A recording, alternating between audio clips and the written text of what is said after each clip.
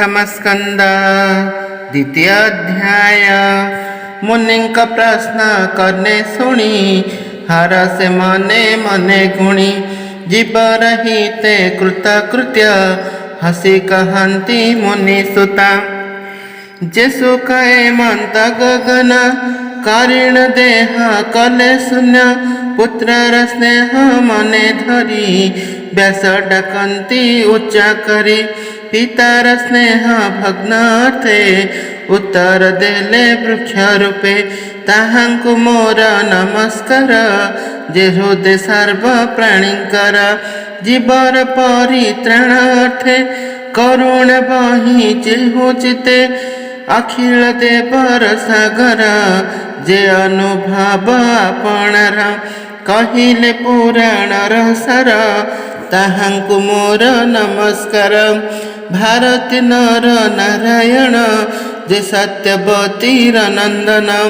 जे नरोत्तमर ए संसारे नमई ताहांक पयरे शुण सकल मुनिजन साधुए तुम्भर वचन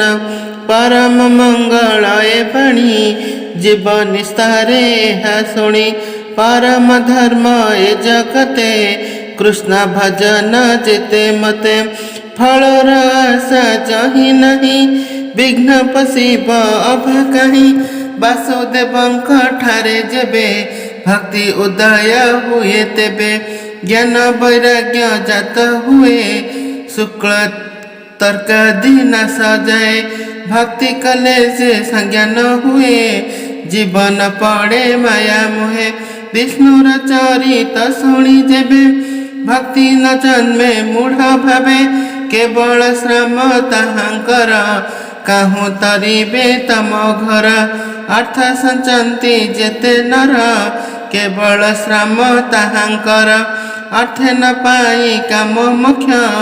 से प्राणी अधम प्रत्यक्ष इंद्रिय अर्थ प्रिय जेबे लोभे भ्रमई काम अर्थे जाबत जीवन धरई कामल भरे सुख नहीं जीवर तत्व जानिबारे कि ज्ञानी अच्छी ए संसारे तत्व विचार ज्ञान जते ज्ञानी कहती ए जगते केहू कहती ब्रह्म तत्व कहू बा कहे परमार्थ कहू कहती भगवान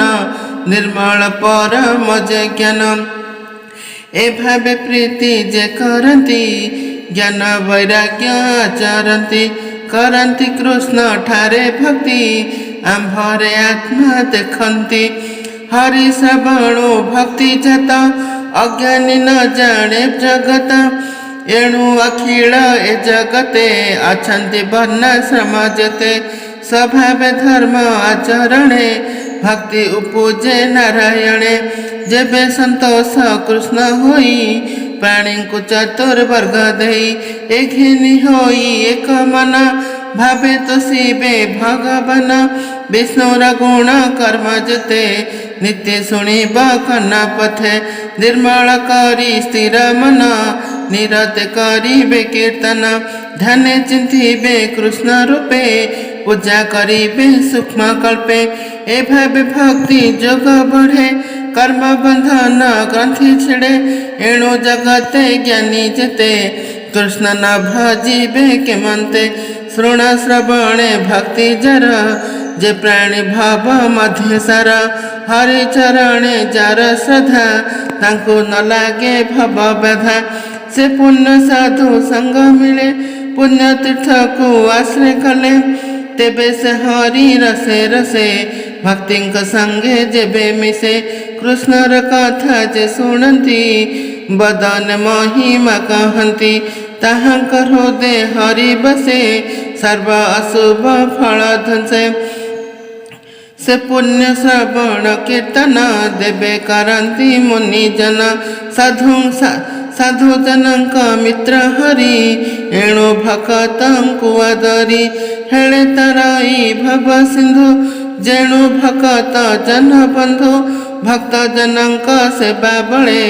दहन हंती अमंगले तेबे से गोविंद विषये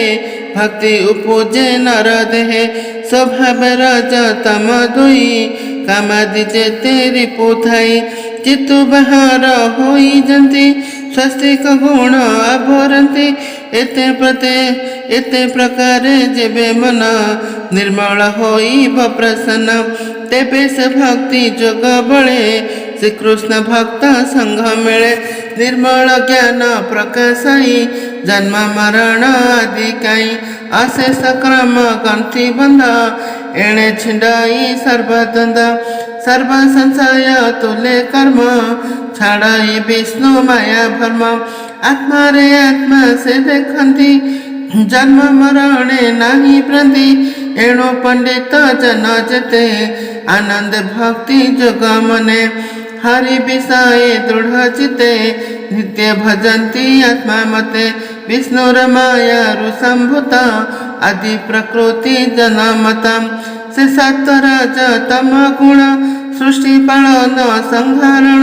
अनादि परम पुरुष एति निगुणे जे प्रवेश सृष्टि उदय ब्रह्मा होई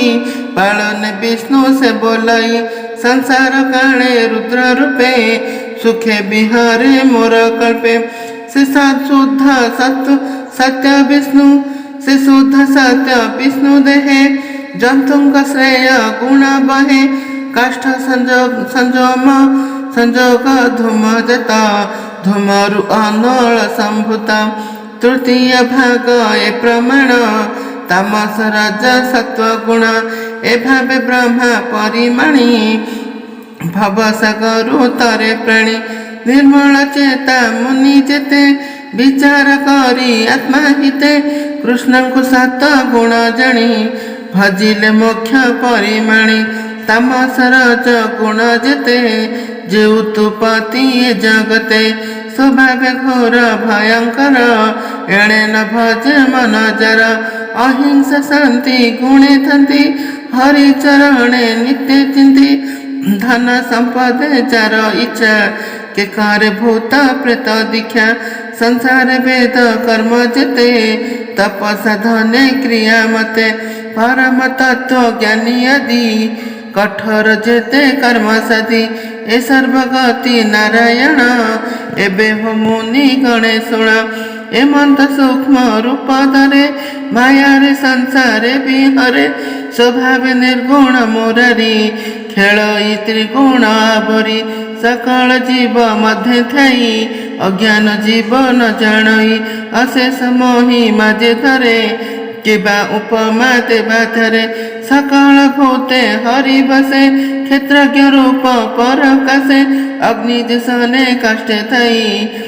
से रूप विश्व आत्मा सही स्वतंत्र तांक देह थाई विषय भोग को करई देवतीर्जक नर आदि से लीलावतीर प्रसिद्धि तहिरे अनुरक्त होई फलई सत्व गुण बही से हरि चरण पंकज सुदन जन मने भज कहई दास जगन्नाथ गीत प्रबंधे कृष्ण रसम इति श्रीमद्भागवते महापुराणे पारमहंसं संहितायां वैशिकं प्रथमस्कन्धे नमस्यापख्यान श्री भगवदानुभाव वर्णनं नाम द्वितीय अध्यायः।